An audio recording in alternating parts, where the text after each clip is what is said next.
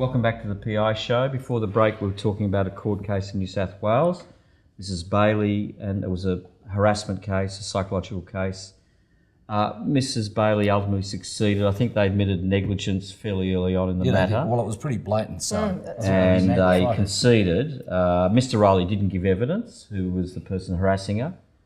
She was a credible witness, and the judge found that she'd lost ability to earn money, and ultimately the award to her was around $500,000 for her financial loss, past and future. Past and future, yeah. But look, one thing I was just going to talk to you about was the fact that towards the end of the harassment, she made a phone call to Riley threatening his life. That's right. Look, it really goes to show the amount of pressure that sometimes people can feel they're under. She was really out of control at that point. And then I think she saw her psychologist, which was quite a wise move shortly after the event, and that probably calmed her down. Well, it did, but it also would have been helpful if she'd been seeing a psychologist all the way through. It may not have got to that. Well, why do people resist treatment, or is there some inbuilt resistance, do you think? There is. Not wanting to admit that you're in that sort of situation. There's a lot of shame associated with not coping. Or is it the GP not being proactive? It's a little bit of both. Sometimes a GP can refer a client and the client won't present. Often I've got referrals that are 6 or 12 months old. Yeah.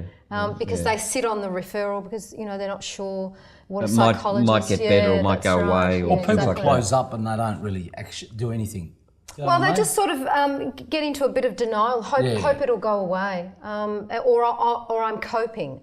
But as you can see... They lack motivation, they can't really do much. But some GPs just... Well, that's true too. If you're very depressed, you're not motivated to even pick up the phone and make a call. That's exactly right, yes. All right, but we'll come back to that. But the next case we've got is a case heard by the Court of Appeal in Victoria in June 2010, which is recent. And then the Court of Appeal was reviewing a case in the County Court of Mrs. Ogdenovska, who...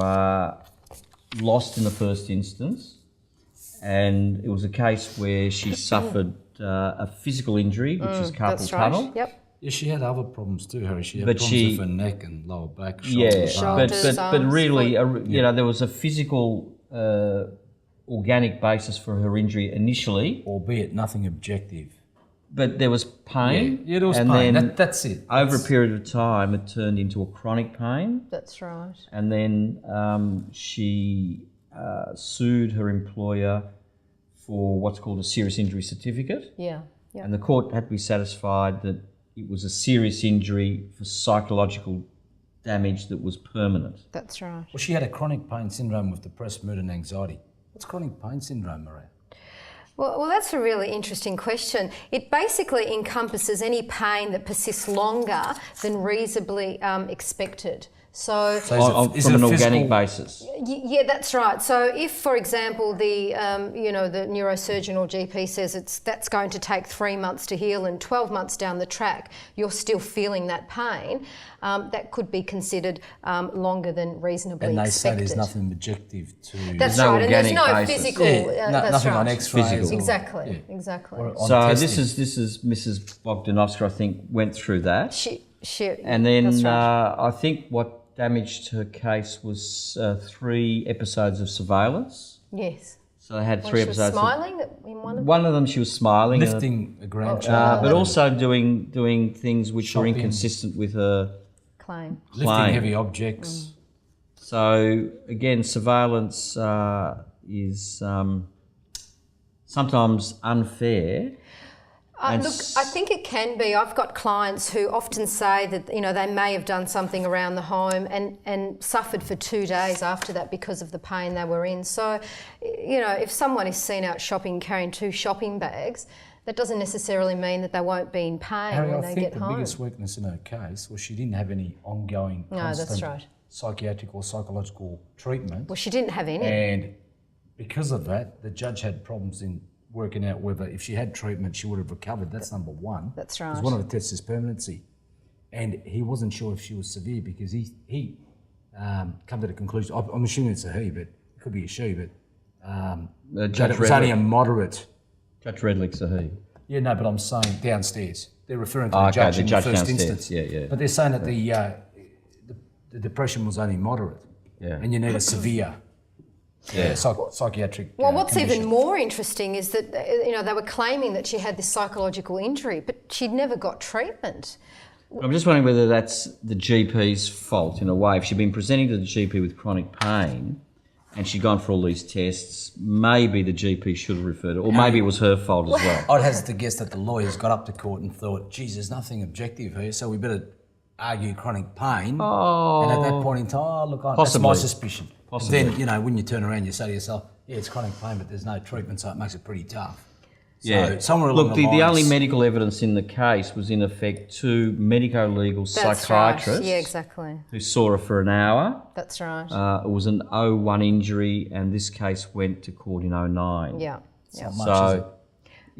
What weight? Well, it sort of makes you doubt, whether she really was suffering from depression, because she would have needed treatment. So why did she get why treatment? did she get it? Maria, what would seems be the odd. ideal scenario here? What would you expect from someone like Mrs. Ogdenovska? Look, certainly her GP, and I'm sure she would have been consulting with her GP, should have referred her to a psychologist or a psychiatrist, and gotten ongoing weekly treatment to help her deal with her issues, and B, maybe help her manage her chronic pain a little bit better. So that would have been the ideal scenario. And her treatment could be psychological, psychiatric.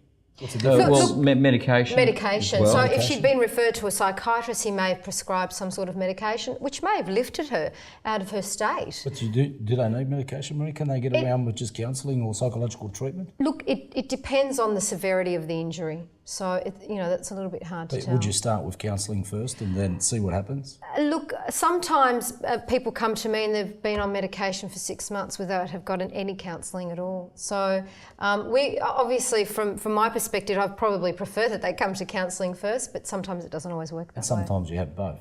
Yeah, that's right. Counselling And medication. That's the more likely scenario. So. And so you're attacking it from every angle, basically. That's exactly right. Yeah.